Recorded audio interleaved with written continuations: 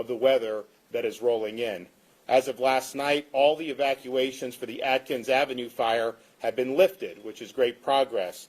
The evacuation order is still in place for Bear Creek, and in Calhoun County, evacuation orders are being issued as we speak. So please listen to your local officials. I know Sheriff Kimbrell is working to help protect those communities.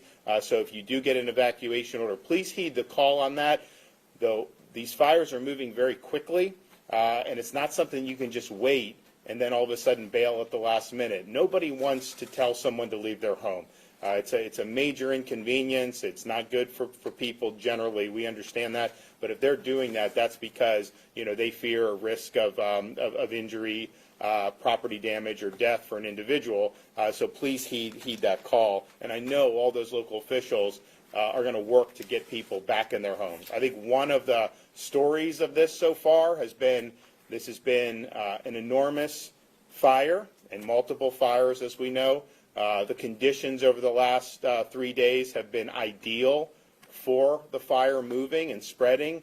The winds picked up. There's not a lot of humidity in the air. And so it's been a difficult situation. And yet if you look at the number of homes that have been total loss, I think we have 2 that have registered. Some others have been damaged. But there are way, way more properties that have been threatened over the last 3 days. And the work of the folks, the municipal level, at the county level, and then our state agencies helping has done wonders to help mitigate the effects of this fire.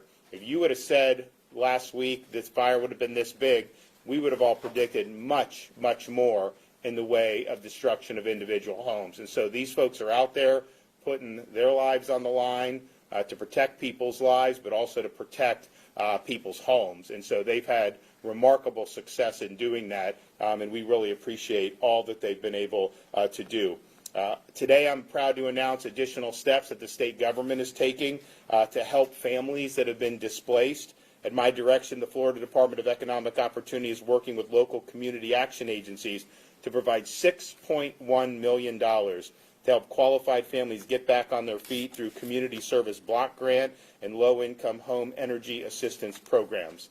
Individuals who were displaced or whose homes were damaged in Bay, Calhoun, and Gulf counties will be able to apply for this funding that will help with items such as food, temporary housing, daycare costs, transportation assistance, as well as HVAC, electric, and other utility repair costs. At my direction, DEO will also activate the Business Damage Assessment Survey. By activating the survey, DEO will be able to assess the impact of the wildfires on businesses in Northwest Florida, and will be able to determine if those businesses will qualify for additional resources, whether at the state or at the federal levels. And businesses can access the survey at floridadisaster.biz, floridadisaster.biz. It's important for every impacted business to fill this out to determine if the entire community is eligible for low-interest loans and grants. I'm also announcing that the Department of Children and Families has deployed their staff to form a family resource support center. Out of this center, located at the Bay County Fairgrounds, DCF will coordinate support for displaced families and dedicated staff that will connect families to available local and state resources. These teams are working with nonprofits to make sure these families are fed, clothed, and have shelter until it is safe to return to their homes. DCS also has staff who are devoted to responding to the mental health needs of the community, including first responders and children. This whole area has been through a lot in the past 3 years, starting with Hurricane Michael. We need to make sure that they are able to take care of themselves as they take care of others. These staff will be on the ground to help for as long as they are needed. So I want to thank everybody who's been involved in this response. We are hoping to get better weather conditions that will help. We thought we would get a little bit more rain. Now they're saying maybe not as much, and so we'll see what happens with that. But I can tell you the people that are out there are going to remain working and engaged while this remains a threat to the community. So on behalf of the state of Florida, thanks to all our firefighters, thanks to Bay County, thanks to the other surrounding counties, and thanks to our National Guard who's been able to come in with their assets. We now have 3 Chinooks and 3 Black Hawk helicopters that are helping drop water on the fire. Of course, when it's 30,000 acres, it makes it more difficult than fires that are a little bit more localized. Okay, we're going to hear from other folks who are involved in the response. So we'll start with Director of the Division of Emergency Management, Kevin Guthrie. Thank you, Governor. Thank you, Lieutenant Governor, for your leadership on this. As the Governor just mentioned, we now have 6 helicopters involved in the air attack on this particular fire. I think the story for this particular press conference is residents inside of Calhoun County need to immediately make sure that they're listening to their sheriff, to their emergency management agency, and their local fire chiefs. There are some situations going on right now as we're having this press conference that people are needing to evacuate areas and be cognizant of approaching fires. This afternoon, about an hour ago, we had several flare-ups happen along the fire's edge, especially on the north, northeast, and eastern sides of the fire. So again, if you are still involved in this fire, you can see the smoke from where you're at. We want you to make sure you're paying attention to the media, make sure you're paying attention to your local officials. We appreciate the efforts of the CFO's office with the fire marshal. We have, and I'm sure he's going to speak to it, but we have probably somewhere in the neighborhood of about 175 firefighters now from municipal agencies and county agencies across the state helping out with this fire. So that's what makes the state emergency response team successful, is our partners at the local, municipal, and county level to help us to respond to these type of incidents. The last thing I'll say is the State Emergency Operations Center was activated to a level 2 yesterday in support of this event, and they will continue to remain activated to support us in any way, shape, form, or fashion we need. Again, Governor, Lieutenant Governor, thank you very much for your help on this. Okay. All right, CFO Petronas. Thank you, Governor. Thanks, Lieutenant Governor. Thanks for being here. Governor, you still never cease to amaze us. You never allow any daylight to get between Northwest Florida's recovery and dealing with Hurricane Michael. It's the storm that just keeps on giving and giving. As what we've been faced here now, it's like a ghost. We can't get rid of the damn thing. And if you look at the path of the storm that it has taken when it hit here in October of 2018, it's the exact same path the fire's taken. So as the fuel's on the ground, it's creating a pathway. And as Director Guthrie said, you know, I tell you, if you see smoke, you should heed the warnings and you should go to safe areas. Don't take a chance of wanting to sit this out. It's just not worth it. You can't replace. We can replace all your stuff, but we can't replace your lives. The governor is listening. He's being innovative. He's thinking out of the box. He's partnering with the legislature. He's partnering with Dane to bring resources to help people get back to normal after such a disaster that just continues to torment and torture this area of the state. Hurricane Michael devastated us, and again, now as this fire has grown from 13,000 acres to 28,000 acres to now over 30,000 acres, it is growing. It is in Calhoun County, it's in Gulf County, it's in Bay County. The amazing effort of all the strike teams that have come into the state from as far as Jacksonville, as far as south as Naples, in addition to with working with the Florida Forestry, those men and women have been working around the clock, in addition to the incredible efforts of our local responders here, the Sheriff's Office, FWC, Highway Safety Motor Vehicles. Everybody has been pulling and rowing in the same direction. But the birth of fire is not a storm to take a chance with. It is a life taker. I want you to make sure if you are getting those warnings, you take and heed those warnings to do the best you can to take your family to safety. Go to Port St. Joe for the night. Go to Bluntstown for the night, but just stay out of the Kynard area. Move out of the Chipola Basin.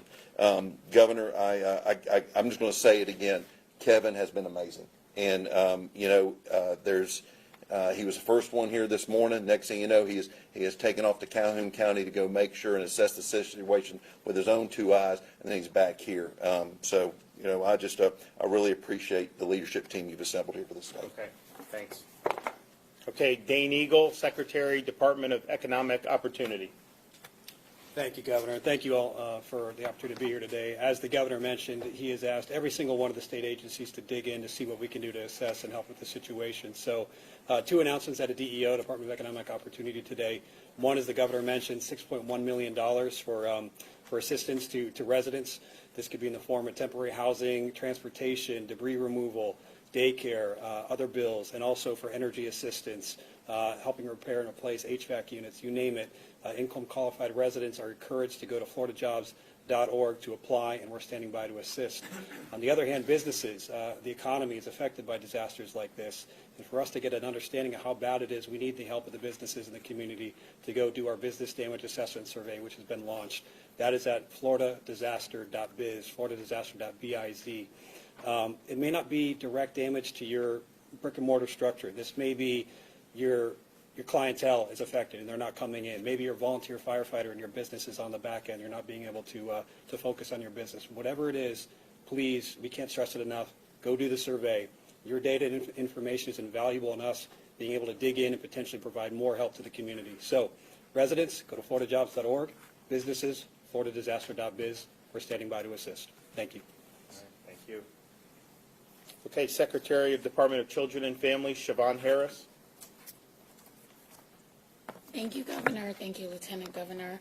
The Department of Children and Families is honored to be able to serve this community through the opening of the Family Resource Support Center located at the Bay County Fairgrounds.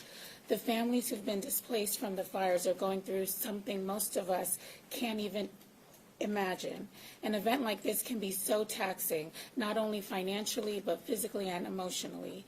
We've deployed our care navigators and other department professionals to the Family Resource Support Center to provide one-on-one support to any individual or family needing help. We know the process for applying for benefit assistance or navigating the different systems and programs that are out there to help during this time can sometimes be overwhelming. Our goal is to make everything easier and to ensure everyone has the resources and tools needed to recover quickly from this disaster.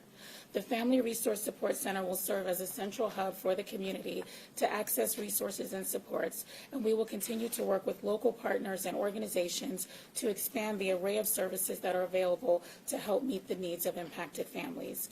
Additionally, the Family Resource Support Center will house mental health professionals offering counseling services and other behavioral health services provided by our partner, Northwest Florida Health Network. We also have peer support services available for first responders who are tirelessly working to address the wildfires.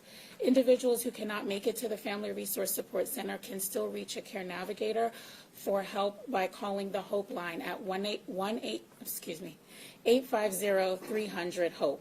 Our prayers are with families, and we're here to support you during this critical time. Thank you.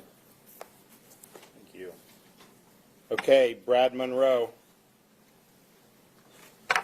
Thank you, Governor DeSantis, and on behalf of the first responders of the state of Florida and Bay County, thank you again for coming back to support us in this terrible, terrible situation. I also want to thank CFO Petronas, Director Rice, Assistant Director Rice, Director Guthrie, who's done an incredible job for us, a very bright person. I'm glad to have him in that position. The Secretaries Harris and Eagle, also thank you for coming today. I'm happy to report as far as the Bay County emergency services and the IMT for Bay County, we've had no injuries and to first responders and no further damage to homes other than the initial of the Atkins fire. I think we've had a phenomenal response by the agencies, the task forces who've come into Bay County and are still in place. And I also want to thank Sheriff Ford for the incredible help we got with the evacuations in those areas that were threatened. Our hearts are with our neighbors in Calhoun County, and we stand ready to help them in this terrible time, what they're facing. We're ready to help. And what we've done, we've sent some of the task force that were assigned to us. We've already deployed them to Calhoun County. I have battalion chiefs and area fire chiefs who are up there with the task force, accompanying them wherever their assignments go.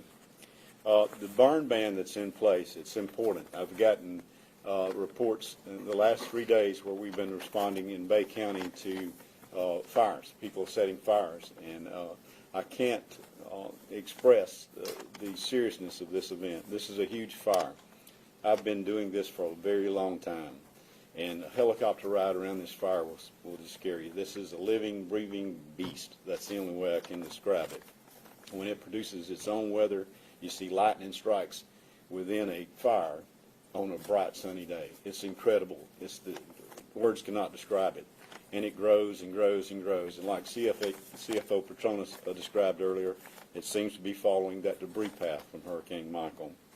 Again, I appreciate all the help we've got in Bay County throughout our situation. It seems to be improving, and we stand ready to help our neighbors. And we want to thank everybody for all their hard work, and just to reiterate what has been said by a number of these folks, if you are told to evacuate your home, particularly now in Calhoun County as we see it raging very significantly there, heed those warnings. You're not going to get a mulligan on this if you stay behind and the fire gets out of control in a neighborhood. So heed the warnings. This is a really big fire. We have weather conditions that are not what we would want to fight the fire. It's fueling the fire. We're going to hope that we get significant rain, although the forecast is not as positive as we had initially hoped on that. So just understand that this thing is a big beast that is following that path of Michael, which means it's got huge amounts of debris that it's able to use to continue fueling forward. So please listen to your local officials, and we have huge amounts of resources that are in place that are working around the clock to fight it, but at the same time, do your part if you're told that this is something that you should be evacuating. And again, right now, really that Calhoun County area, with it moving north the way it is the area that we're most concerned about. And so we'll continue to be supporting, and of course on the back end, people that are displaced, we've already been able to marshal resources, and I've told agencies figure out what else can be done to help folks who have been displaced with this. With that, I'll take a couple questions, or actually these guys probably have a lot of great information as well. Anybody? I guess I'll start. My first question is, strategically speaking, how is the state planning to address this? If this is going to be a long-term issue here in Florida. Long-term issue meaning additional fires in the future, or this one?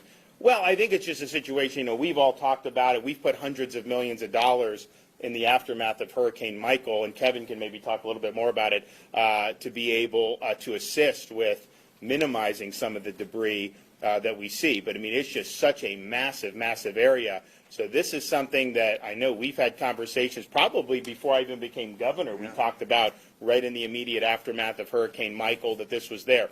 Now we have other parts of the state that can be susceptible to wildfires. It's not just limited this, don't get me wrong, but I don't think any place, maybe even in the country right now, where you'd have this much fuel on the ground. Because you had a Category 5 storm come through here, and these trees, I mean, you remember driving, you still see them. I mean, they just knocking them out, and that's miles and miles of this property. And so this is something that I think people have been concerned about for quite some time. I'll let Kevin talk about some of the things that have been done. Yeah, so again, to the heart of the question on what is our strategic mission there, right? So the state emergency response team depends on local firefighters from across the state. Once we get to a point, and if we do have a bigger problem across the state, we'll go into what's referred to as EMAC, or the Emergency Management Assistance Compact. We'll start pulling fire crews from other locations. So I don't want the citizens of Florida to be concerned that we're going to run out of fire resources, or we're going to run out of National Guard helicopters. We have the reach back capability to go to other states that have helped us out in the past, and that we've helped also throughout the last 10, 20 years. So that strategically, that's how we're going to respond to it, is we'll work at those layers, if you will, the layers of the onion, to bring in additional resources wherever we need to and however we need to. And I have another question for the governor. Anybody else? Okay, all right, well, we're going to be engaged in this, and just, pray for the best in terms of the weather conditions. You get a storm that comes in that is not necessarily giving us the amount of rain we need, but it's spinning tornadoes and lightning strikes, that could be even more problematic. And so, we hope we get a really significant amount of rain very soon, but in the meantime, we'll have all hands on deck trying to help folks and trying to protect the community. So thank you, guys. Governor, any remarks? Thanks so much. Thanks, guys. Appreciate it.